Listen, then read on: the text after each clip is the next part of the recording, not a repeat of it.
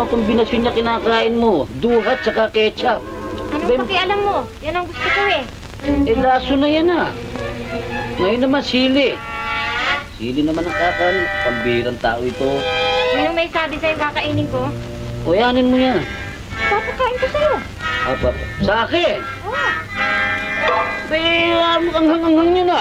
Sa'yo ang gusto ko. Ah, hindi. Malalaglag.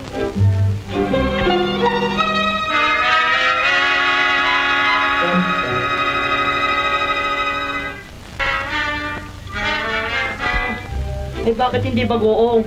Ano yan? Mantikilya. Mantikilya? Bakit may reklamo? Ay, wala! Ay, masarap nga yung mangga ilalagyan ng mantikilya. Ay, lalo na kung isasawsaw sa kape. Ay, naigi.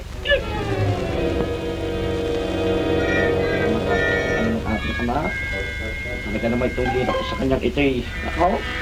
Ay, ayos na rin. Ano? Ay, yung ano nangyari sa kamay mo? Ay, natahi! Ay, yung! Ano?